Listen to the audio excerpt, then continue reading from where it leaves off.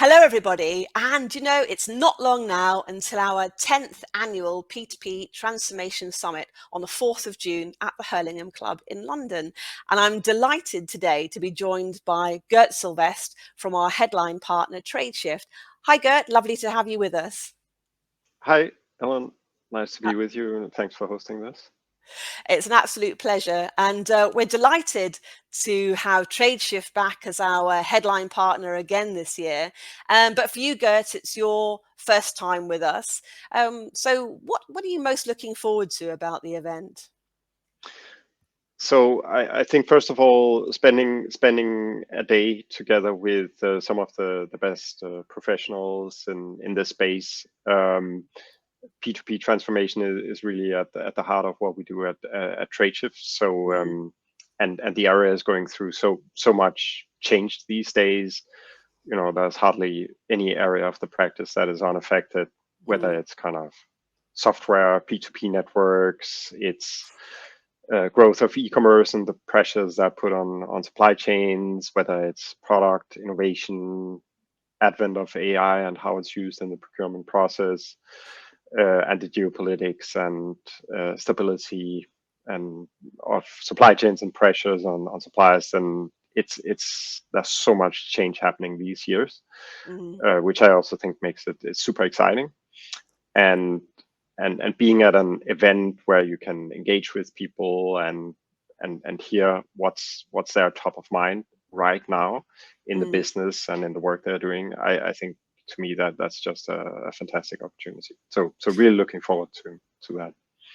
Well, we can't wait to have you there. And as you say, there's so much change which is going on in the industry at the moment.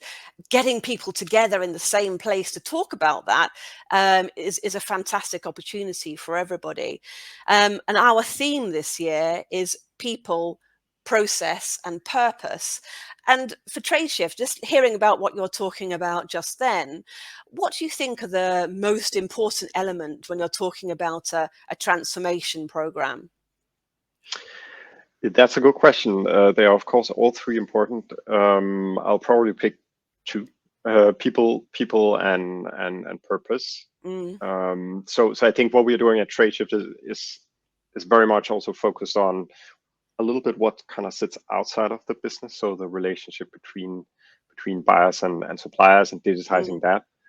And of course, that has downstream implications on the processes, how they're run internally.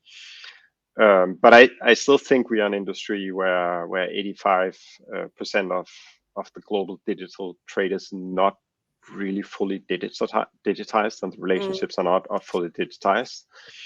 We have, I think, the latest report I saw on this was about 16% of all invoices are digital today.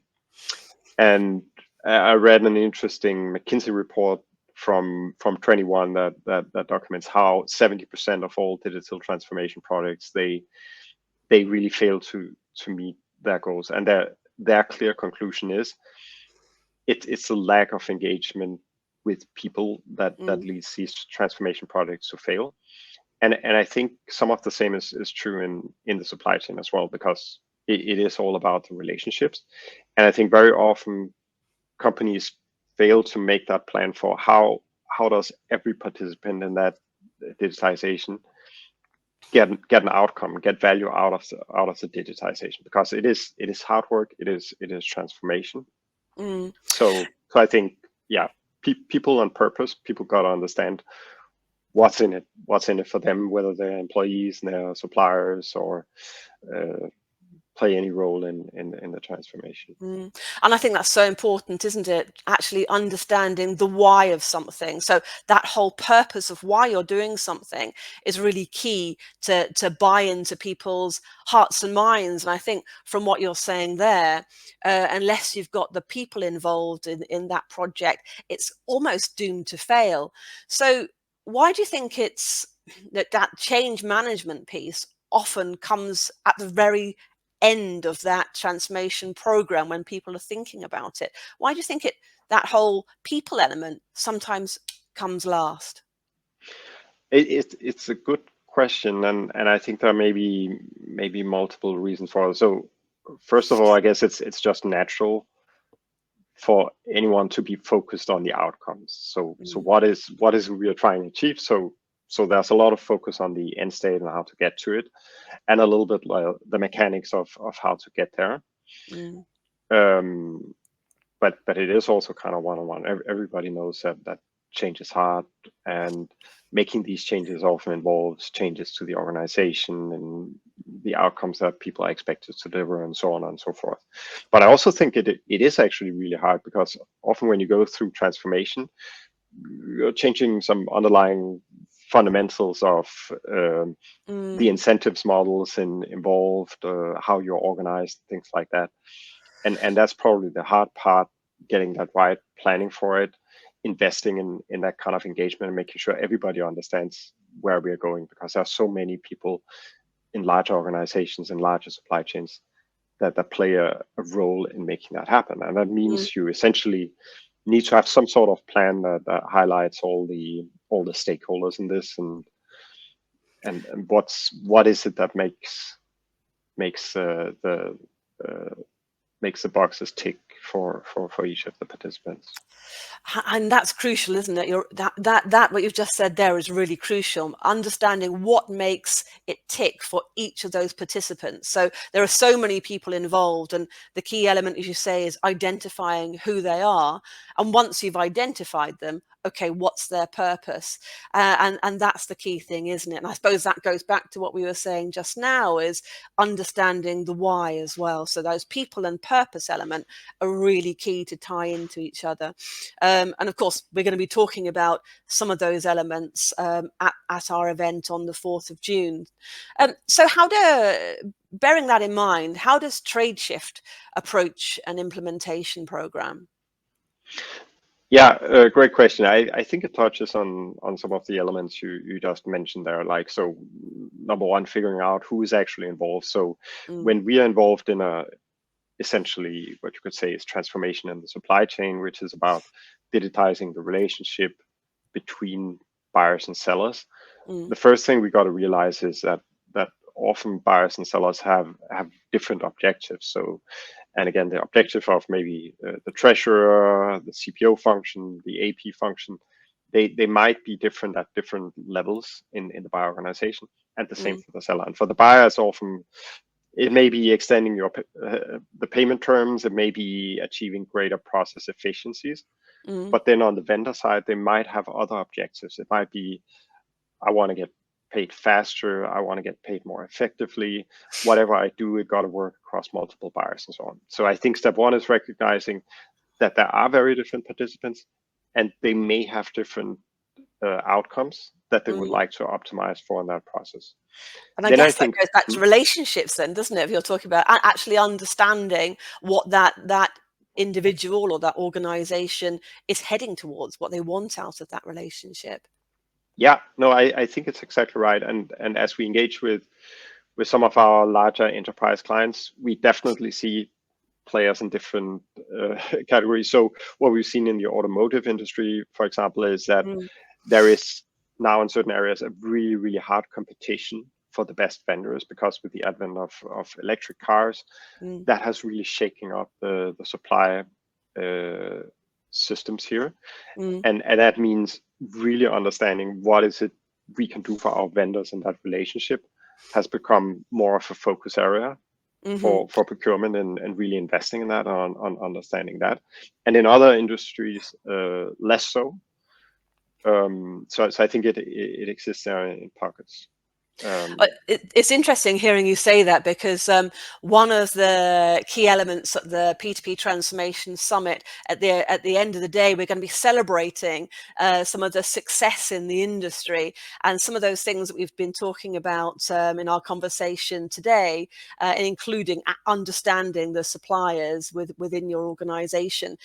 We highlight that at our awards, the people that are doing that so successfully, and you're supporting, or Tradeshift are supporting, the P2P team of the year, and we're so excited that you're going to be doing that, and can't wait to see who's going to be the winner of those awards. And as great champions of the industry, is that something that you're particularly looking forward to at the event? How are you approaching that as an organization, Tradeshift?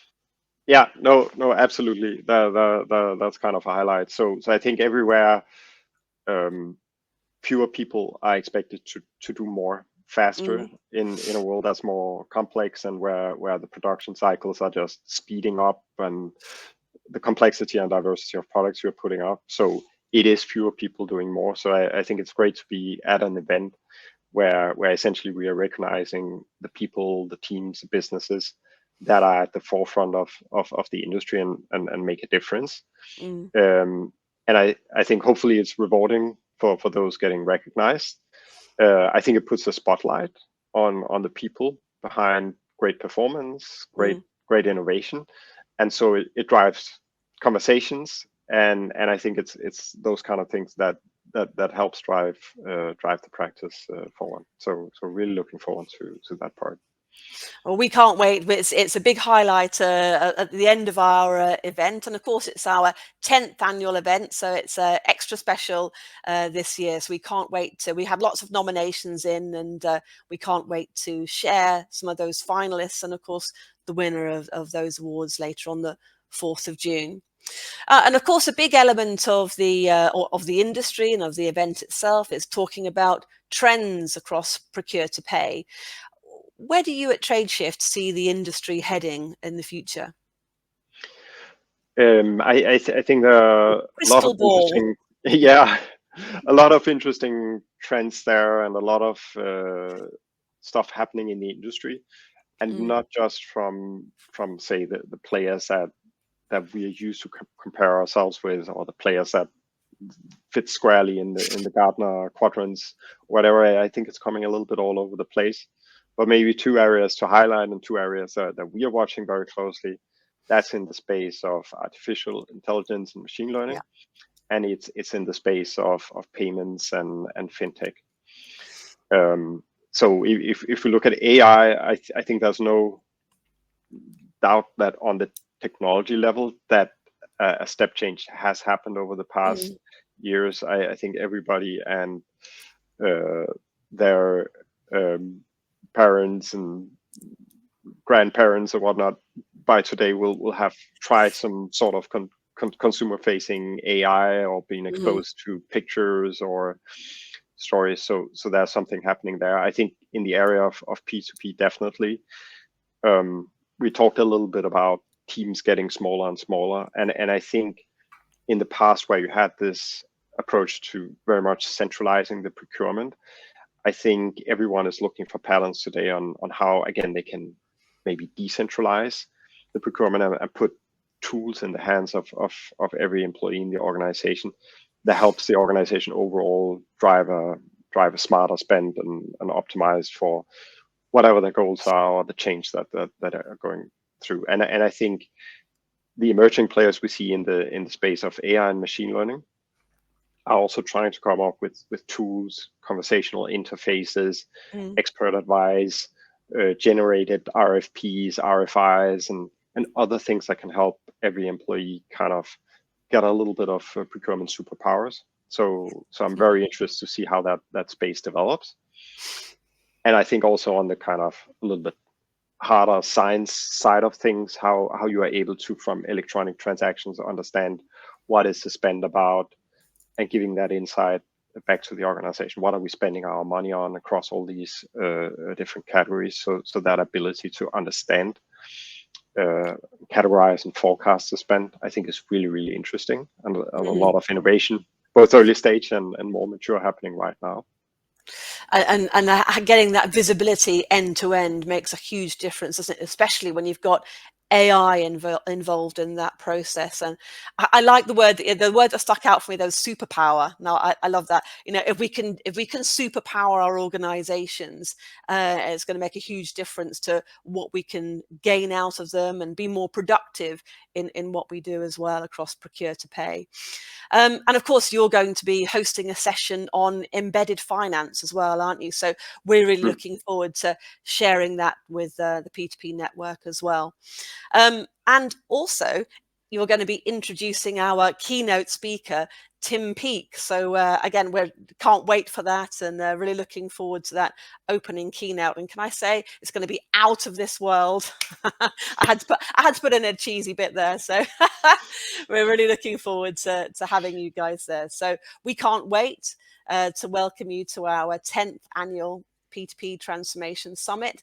And it's going to be, we're going to see at the bottom here, if you haven't yet got your tickets yet, everybody, there's a ticker just going across the bottom there, and you can pick up the URL, put that into your system. And if you've not yet secured your place at the summit, there's a couple of few tickets left, and then we'd be delighted to see you. But been fantastic to speak to you, Gert, and for sharing some of that information with us today. And we can't wait to have you there at the summit as our headline partner. Fantastic to speak to you. Take care. Thank you.